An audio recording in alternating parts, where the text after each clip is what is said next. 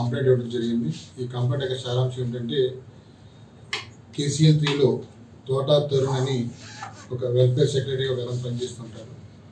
అతను ప్రభుత్వం వారు ఏర్పరిచిన పెన్షన్ పథకం సంబంధించి అమౌంట్ అతను దాన్ని పెన్షన్దారులకి పంచే క్రమంలో అతను ఆ అమౌంట్ని మిస్అప్రియేషన్ చేసుకొని కనపడకుండా ఫోన్ స్విచ్ ఆఫ్ చేసి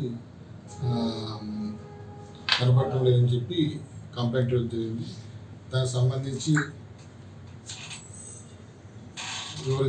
వివరాలు సేకరించగా ఇతను 29వ తారీఖున పెన్షన్ సంబంధించి మొత్తం 48 లక్షల రూపాయలు అకౌంట్ ద్వారా డ్రా చేసి వాటిలో ఇవ్వాల్సిన సెక్రటరీలందరికీ అమౌంట్ ఇచ్చేసిన తర్వాత ఇతను పంచవలసింది.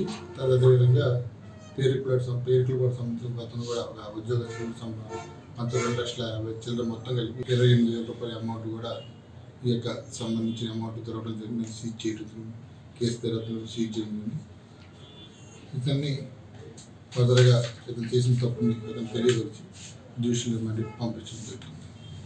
ఏ సెక్షన్?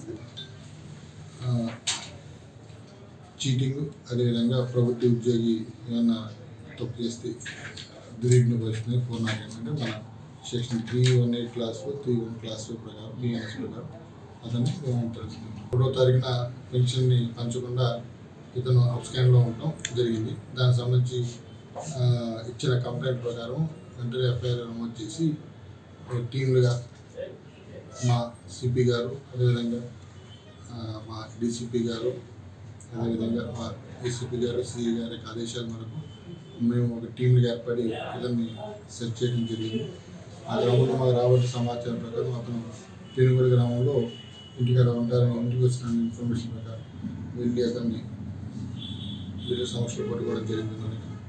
ఎంక్వైరీ చేయగా అతను ఈ యొక్క అమౌంట్ని తన యొక్క సరదాలకి, జోద వ్యసనాలకి వాడుకోవడం, అమౌంట్ తీసుకున్న తర్వాత 2 రోజులు గ్యాప్ రావడం ద్వారా ఈ గ్యాప్ని వేరే యాప్ల్లో పెట్టి అధిక డబ్బు సంపాదించాలనే ఆలోచనతో జోద ప్రయత్నాలతో ఒక డఫా బిట్ అనే యాప్లో ఈ అమౌంట్ని స్కానర్ ద్వారా అమౌంట్ ఎక్కించుకొని వివిధ అకౌంట్లు వాళ్ళ దగ్గర అమౌంట్ ఇచ్చుకొని వాళ్ళ దగ్గర ఫోన్పే ద్వారా స్కానర్ ద్వారా అమౌంట్ని డఫా బిట్లో ఎక్కించుకొని క్యాష్ను, అదేవిధంగా విధంగా ప్యాకెట్ సంబంధించి తర్వాత జోదగిరికి సంబంధించి గేమ్స్ ఆడి ఈ అమౌంట్ మొత్తాన్ని అతని దుర్వినియోగం చేయడం జరిగింది. మండల గ్రామ ప్రజలందరికీ పోలీసు వారి విజ్ఞప్తి, ప్రజెంట్ ఈ యొక్క IPL అనేది బాగా నడుస్తుంది గ్రామాల్లో, అదేవిధంగా మండలంలో ఎక్కడైనా కూడా షాపుల దగ్గర కానీ జనాల దగ్గర గుమ్మిగూడి ఎక్కడైనా ఈ ఫోన్ యాప్ల ద్వారా కానీ బెట్టింగ్లు పాల్పడి మా దృష్టికి కనుక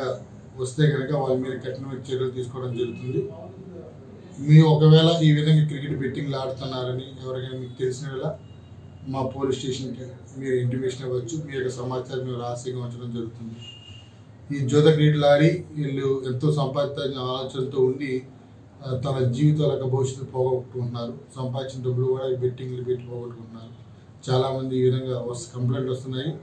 ఒకవేళ మా పోలీసు వారికి ఇటు వ్యాపార ఆడటం కానీ బెట్టింగ్ చేస్తున్నారని ఇన్ఫర్మేషన్ రావడం, వాళ్ళని పట్టుకోవడం జరిగింది. చట్టం పూర్తిగా కఠిన చర్యలు వాళ్ళు బాధ్యులు అవుతారు. మరిన్ని వీడియోస్ కోసం ఛానల్ ని సబ్స్క్రైబ్ చేయండి. లేటెస్ట్ అప్డేట్స్ కోసం వాట్సాప్ ఛానల్ ని ఫాలో అవ్వండి. ఆ లింక్ డిస్క్రిప్షన్ లో ఉంది.